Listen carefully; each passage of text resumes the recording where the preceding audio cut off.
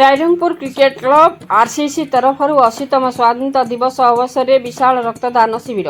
रायरंगपुर अग्रणी क्रिकेट संगठन Rairangpur cricket club RCC आनुकूल्य रे 80तम स्वाधीनता दिवस अवसर में पंचम वार्षिक विशाल रक्तदान शिविर कार्यक्रम शनिवार दिन रायरंगपुर उपखंड चिकित्सालय रक्तभंडार गृह में अनुष्ठित हो जाएगी।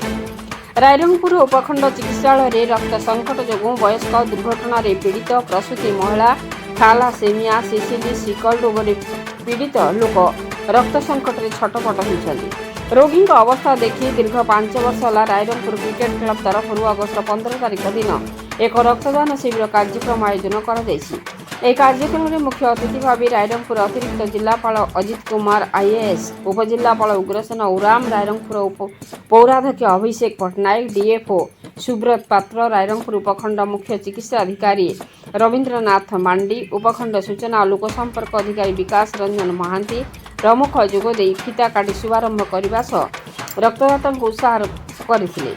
एडीएमओ अजित कुमार कहते गोटे यूनिट रक्त कहार जीवन आशार आलोक जलाई पारे। उपजिलापाल कहते जीवन बचाइवा ये अभियान मनीषपाई मनीषर महान आदर्श। पौराध्यक्ष अभिषेक पट्टनायक कहते मानविकतार सबुठार बड़ परिचय होची निज सुख को भूली अन्य जीवन पाई किछि करिवा।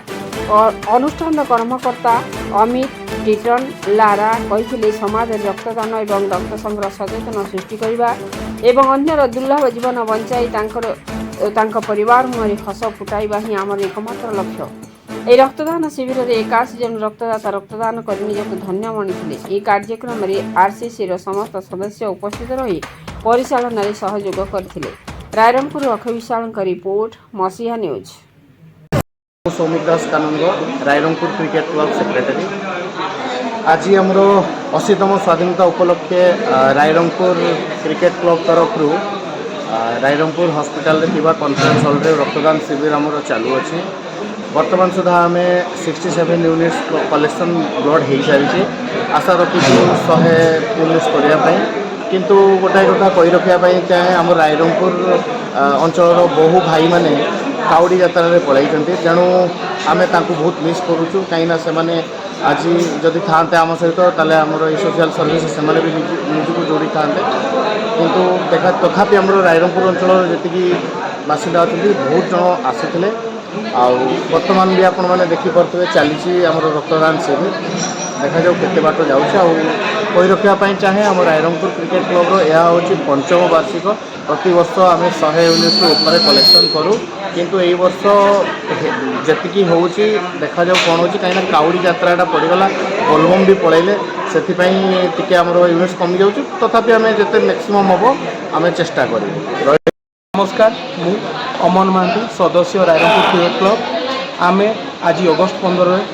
एक रक्तदान शिविर अनुष्ठित करोटा रायरंगपुर हॉस्पिटल रे कॉन्फ्रेंस हॉल अनुष्ठित होगी। रक्तदान शिविर आमे दीर्घ 4 वर्ष है चलईचु एवं आमे प्रति वर्ष 100 रु अधिक रक्तदाता रक्त नहीं आमर ब्लड बैंक को प्रदान करुँ आमे यही वर्ष भी आशा रखीचु जे आमे 100 रु अधिक रक्त यूनिट आनिबा एवं आमे ब्लड बैंक को केमिति देबा से पदक्षेप नौचु एवं आज आमर यही कार्यक्रम रे आमर SP Rairangpur, ADM Rairangpur, sub divisional magistrate Rairangpur, आमर bar association president, chairman municipality एवं अन्य सदस्य माने डीएफओ रायरंगपुर माने योगदान करथिले एवं